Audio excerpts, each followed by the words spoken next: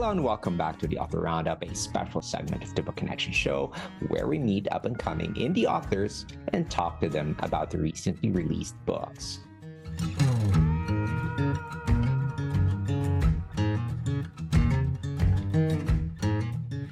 Welcome back again. This is Ray Walters. Today's book takes us into a middle school world that is loud, chaotic, funny, unsettling, and far more revealing than it first appears. On the surface, it is a satirical ride through dress code battles, social media crazes, outrageous student behavior, and the daily survival of school staff trying to maintain some kind of order. But underneath the humor, this story asks harder questions about innocence, education, generational change, and what happens when young lives are shaped by confusion, anger, and a culture moving faster than adults can keep up with. At the center of the book is Mr. George, a campus security monitor who serves as both observer and reluctant guardian in a school that often feels one step away from total collapse. Through his eyes, readers get a wild, funny, and sometimes painful look at the state of youth culture and the struggle to hold on to decency in a world that seems determined to wear it down.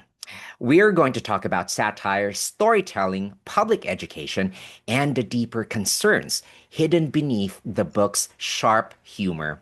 Joining me for this conversation is the author of Kingdom of the Sprayhound Kids, Tobin. Welcome to the show. Thank you, Ray. I'm so happy to be here, and I want to say hello to you and all your viewers uh, online, and YouTube, and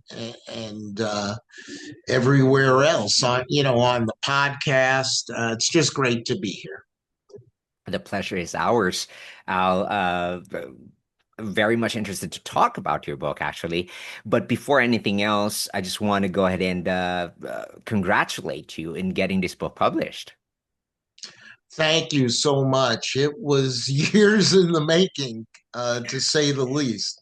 Right. How Uh, many years did it take you to finish this book, by the way? Well, it took me several years. I started out, well, the way I got into all this was I was like 62 years old. I had retired. I I had spent like 17 years as a newspaper reporter. Then I spent 20 years as a investigator for criminal defense lawyers. Wow. And I retired, and I eventually, got bored, and I took a job at a school, at a middle school, as a campus security monitor. Mm. And I just, along the way, early on, I realized, this would make an interesting book. I've always wanted to write a book, and this would make a fascinating book. And that's how I got into this. Well, what feedback have you gotten so far since this book came out? I've gotten great feedback, uh, particularly among the teachers I work with. I Mm. still work at a middle school doing campus security, Mm. and you know, they are reading it. They find it fascinating, and also very telling, because most people don't, even parents don't realize what goes on, all the things, I should say, that goes on, at our schools. Right. Um, Also, this is a novel. I also understand that there are pictures that they can see within the book. Is that correct? Yes, there are. Right. And as we go through this interview, we will also be showcasing these pictures. Al actually sent me uh, pictures he created. And what's amazing about it is that it's generative. Um, It's AI generated. Al gave the idea behind these pictures, and as we go through this conversation, you shall see some of these pictures right in front of your screen. Now, Al, I just want to go ahead and I want to start with this question. I'd love to start with the spark behind the book because this story feels too specific and observant to have come from nowhere. Um, so, what first gave you the idea to turn this world of middle school chaos into a novel? So I went to work at this middle school. I was an older guy. I was like 62 years old. And I took a job as a campus security monitor, thinking, how rough can it be? It can't Mhm. be that tough. And I hadn't set foot in a public school probably in 50 years. And I was just shocked by what I saw and heard. This is what they call a low income Title I school. Mhm. Um, and um, I just couldn't believe it. And when I started working there, it probably took me a whole year, um, to get the hang of it Mhm. and to understand what I was hearing, what I was seeing. The thing that shocked me the most was, how angry uh, young people are and how violent they sometimes were. It blew my mind to, see all that, and um, I was used to dealing with difficult people. I had been a newspaper reporter, a crime reporter for 17 years. I had been an investigator for criminal defense lawyers for 20 years. So it wasn't like I led a sheltered existence, but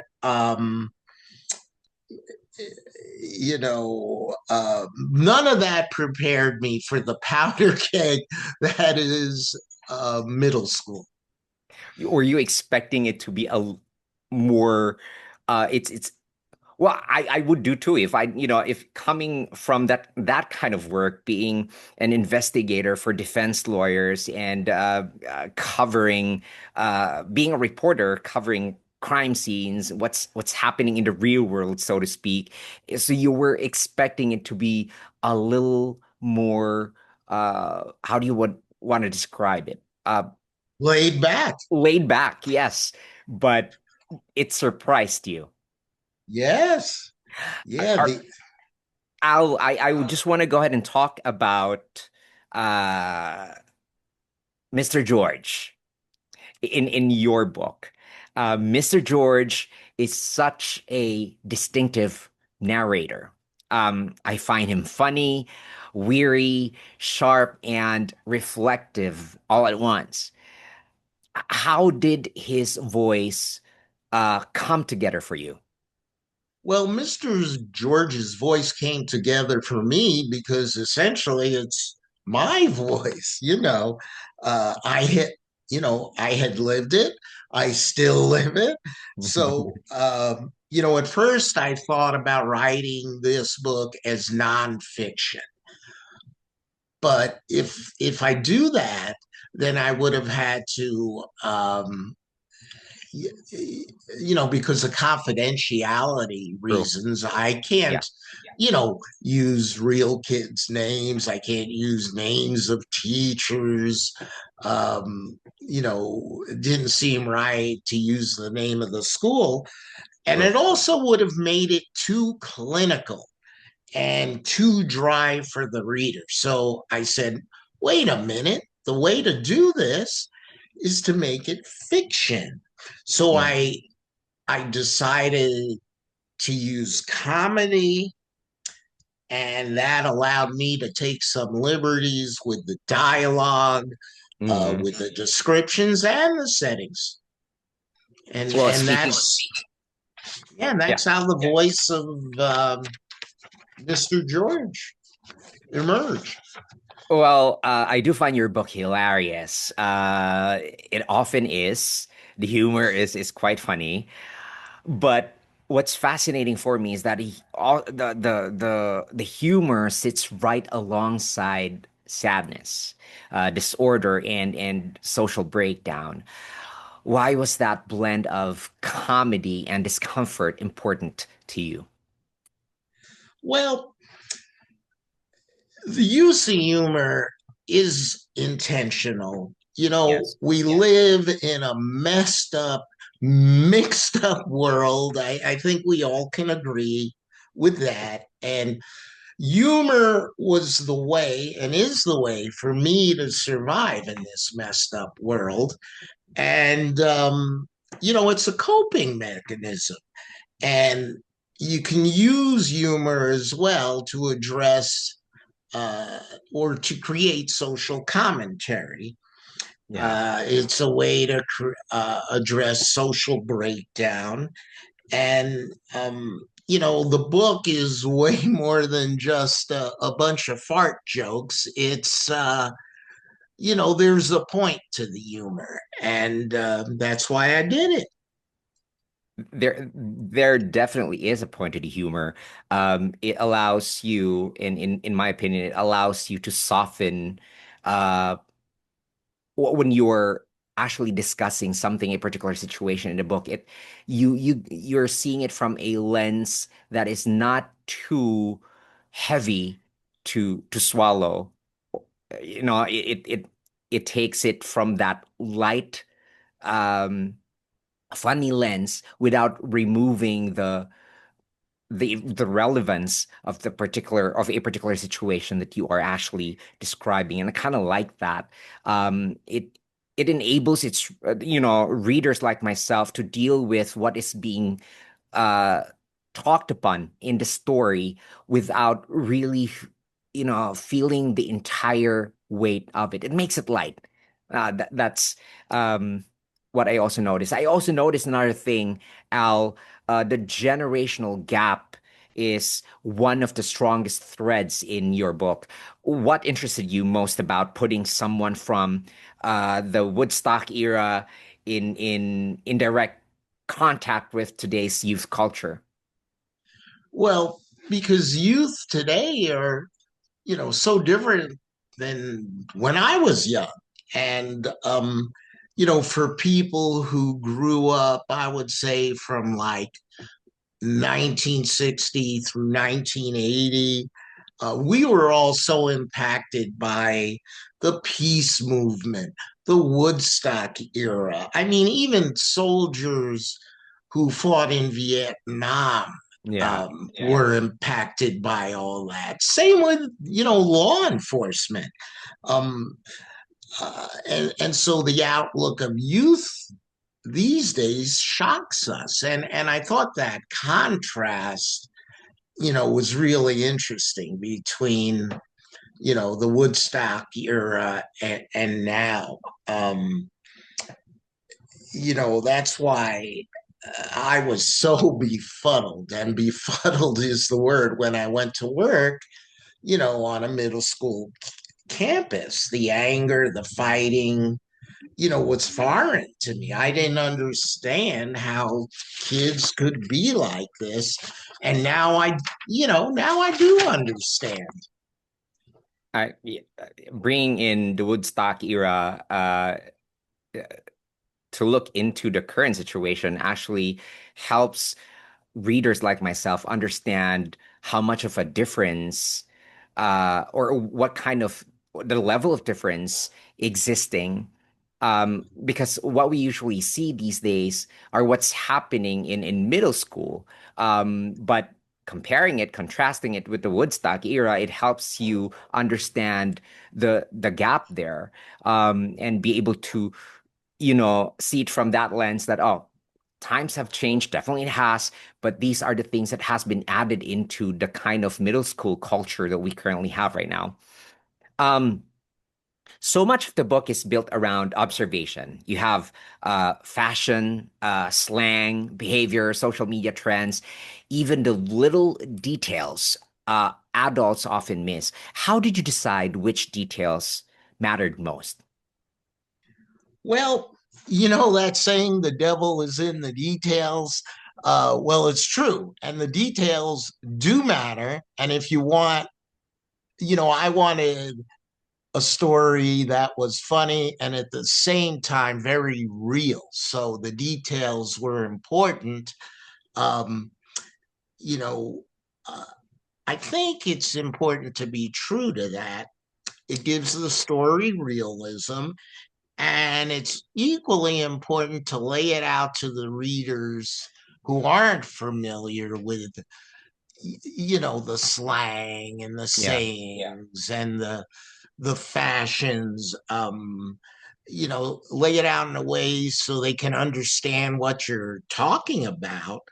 Um, the school, I want to give you an example. So the school I work at is 70% Hispanic, Mhm. um, maybe 20% black, and then 10% just everything else, Pacific Islanders, white people, you name it. We got it all there. Mhm. And, one of the things, and it just shows how, ignorant I was. So I go to work at this school and I'm like, why do all the Latino boys, have the same haircut? And I'm looking at the haircut and I'm like, this is very early on in the school year. And I remember saying to a kid, hey, what do you call that haircut? And he just looks at me like I'm crazy. Like that look like, you mean you don't know? And he wouldn't tell me. And I asked another kid, and he won't tell me. So it was almost like, if you don't know, pal, we're not going to tell you. Eventually, I learned, oh, it's the Edgar haircut. And it's basically like this haircut that, um, comes down across your head Yeah, like yeah. this. I obviously don't have any hair, but it comes, across, and it's cut in a straight line, like maybe something And you it's would imagine, cropped. and it's cropped. Yeah. Yeah. And it might, I mean, there are different variations of it and styles, but it might be curly on top or it could be straight, but it's, you got this straight line here, and it's, tight on the side. Some guys have designs on it, and uh, but it's like they're not going to tell you if you don't know. But eventually, I learned what it was, and that's why the details matter, because you're describing what they look like, you're describing their reaction to your ignorance. It's yeah. Actually, when I was going through your book, it gave me an idea of like, oh, so this is what's happening today in middle school, entirely different from my experience before. And it's fascinating. It made me read the book all the more because it made me discover it gave me a perspective of what it is, what's happening right now. Obviously, I don't have all the time in the world to actually go to middle school and observe and people watch and stuff like that. So I did have fun going through your book. Uh, Out beneath the outrageous scenes, the book keeps raising deeper questions about you have innocence, corruption, and how early kids are shaped by the world around them. Was that always central to the story for you? Yes, it was. um Innocence and corruption are core themes in the book. um I found in my experiences that there are kids who, in the old school sense of the word, truly are innocent. And then you have like tons and tons of kids who are old and world weary by the age of 15. And, you know, that blew my mind. It still blows my mind. Um, they are shaped by this world that is, hyper commercialized, hyper sexualized, hyper violent. I mean, just look at the video games we play, and it comes at us 24/7, in addition to the real violence, all the crazy stuff we see on the news. So, yeah, those were, two core themes. Ooh, those were two core themes: the violence and the innocence. Um, yeah, the innocence and the corruption. All right. Let's go back to Mr. George, the narrator in your story. He often sounds exasperated, but he also seems to care deeply about these students. How important was it to you that the book never loses that human concern? Well, it's very, very important to have a human touch to the book. Um, and, these may be, some of the most badly behaved kids in the history of the universe, but at the end of the day, they're still kids. And at my job, some of the worst kids, you know, at the school are some of the kids I love the most. Um, I can usually find something I like about them. Hmm. And, these kids may think they know everything there is to know about sex, drugs, and fighting. The reality is they don't. Um, so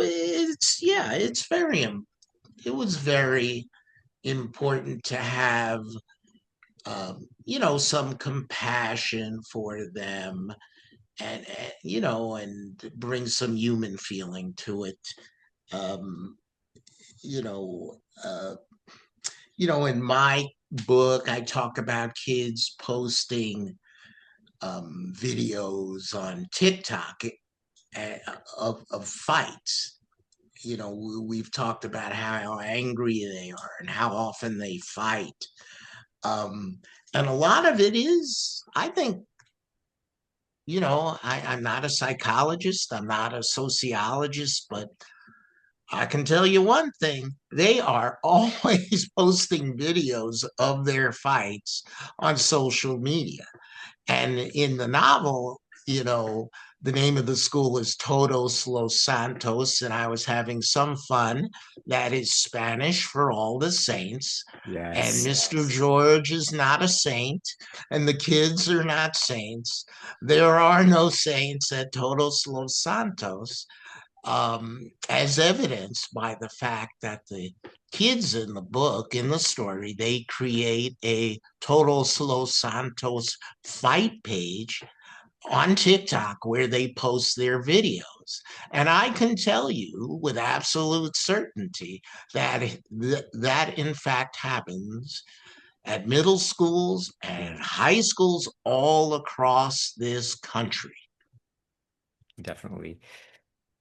The school Todos Los Santos in the novel often feels like a pressure cooker where education, entertainment, discipline, and dysfunction are all colliding at once. What were you hoping readers would see about public education through this setting? Well, our schools are pressure cookers. And if we don't do something about that, we're going to have a nuclear explosion, so to speak, and we're going to have a lost generation. And so, you know, I hope that in addition to the laughs and the giggles, uh, readers, take that truth from the book Kingdom of the Sprayhound uh, Kids, because Yeah, some of the scenarios are over the top. That was done for entertainment Mm, purposes, for mm, literary effect. But a lot of the chapters are very much contemporary reality. yeah. They are not exaggerations. They are, you know, what we're facing. Many chapters read almost like, as he said, modern parables of absurdity, wild on the surface, but revealing something serious underneath. Did you think of these episodes as individual stories, adding up to a bigger moral picture? Yeah, I kind of looked at them like a modern Aesop's fable. I also looked at each chapter when I was creating it almost as an episode Mm, that linked to the next episode and the episode after that. An episode in the life of the narrator, Mr. George, and an episode in the life of these kids. When you get to the end of the book, when you get to the epilogue, you will understand why, without giving too much away here, you will understand why the old man, Mr. George, and, his pet coyote come to the conclusion they do. And basically, the conclusion is it was a successful school year because we didn't have, a school shooting. And that's a pretty low bar. That's a pretty low bar for education and for society when you think about it. Another thing I noticed in your book, Al, is that there are moments where humor feels almost like a survival tool. Do you see comedy here as entertainment, critique, protection, or all three? I see it as all three. It's definitely, entertainment. It's also protection and a way to deal with things, a way to cope with things. Um, it's definitely a survival tool. It's all those things. I've seen educators, teachers, administrators who are yellers. They yell a lot, they scream a lot, um, but in real life, it's hard to maintain um, that kind of energy and keep that up over the long haul. I mean, it's exhausting. I can tell you Quite that taxing. firsthand because I tried and it didn't work for me at all. Plus, the harsh voice and the harsh discipline can backfire. Um, there definitely is a lack of discipline in our schools. There needs to be more discipline. There needs to be more consequences. More meaningful punishment is needed. But many of the problems, many of the rules in our schools are made at the district level by Mm, school boards, yeah. superintendents, and a lot of these rules don't work in reality. They work in theory but not in reality. So solutions need to be pragmatic, um, and then the ground troops that and that would be the principals, the assistant principals, the teachers, Teachers. maybe even people like myself. you Definitely. know they're handcuffed and limited by their superiors and school district policy and how they can handle a situation. That's not good. um yeah, it just doesn't work.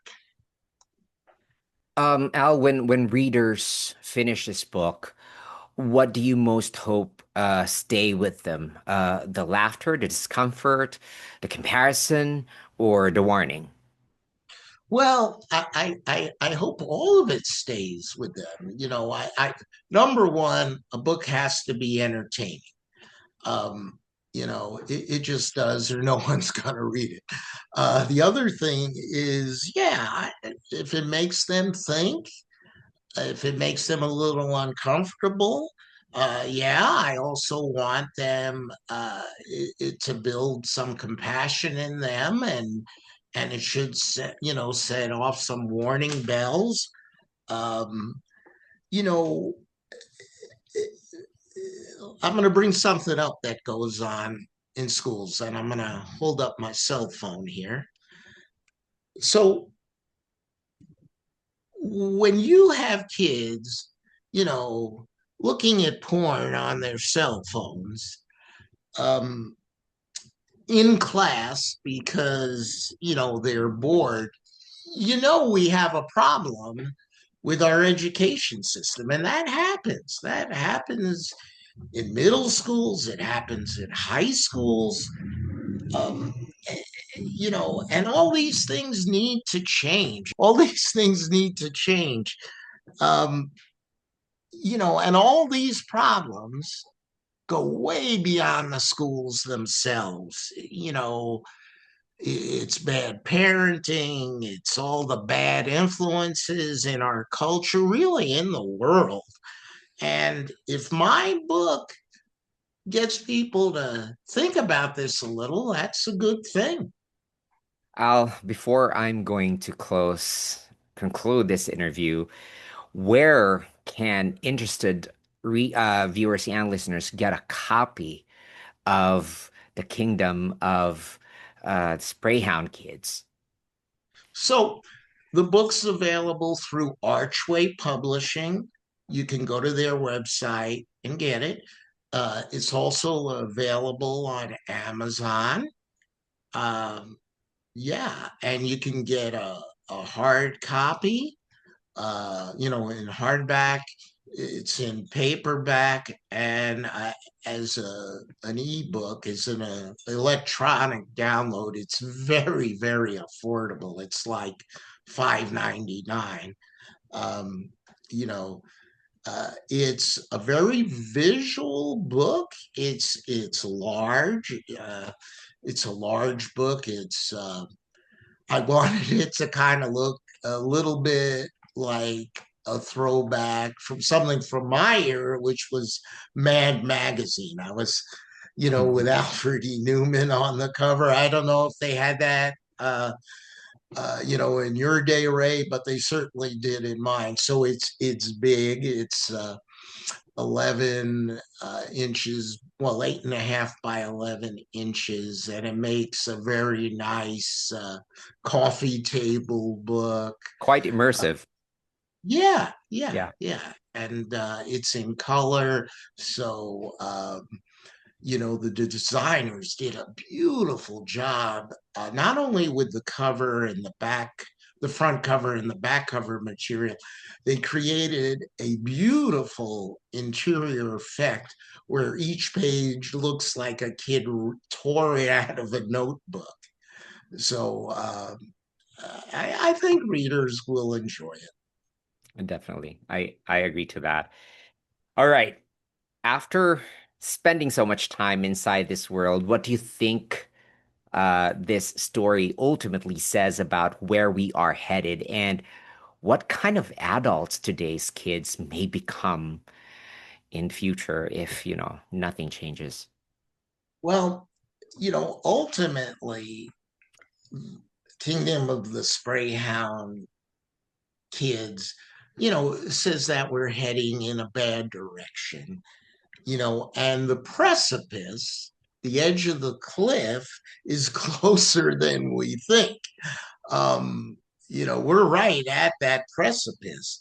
And too many of these kids will not grow up to lead fulfilling, productive lives. I mean, that's, probably my biggest, fear. It's definitely my biggest concern. Um, and quite frankly, some of them aren't going to make it to adulthood. Violence and anger are not the way to cope, and neither are $200 sneakers, gold chains, and expensive clothes. Um, you know, we, and I'm to blame as much as anyone, we've got our priorities all mixed up. And, everyone talks about, um, putting a focus and caring about education. But, it's quite clear we need to do more. Definitely, Al. It it has been it's a pleasure having you on the show today. Thank you for discussing your book with us, for sharing your insight.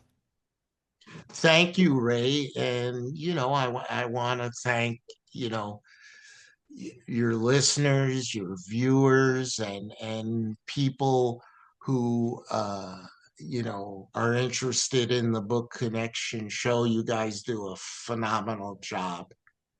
Thank you. We will make sure to bring all of those links on the description box. If you're interested to grab yourself a copy, you might want to go ahead and check the description box where you have direct access to these sites. Um, Al, again, thank you. And I also would want to give a big shout out to our awesome viewers and listeners for joining us for this interview. Stay tuned for more inspiring conversations on the Author Roundup. I'm Ray Walters.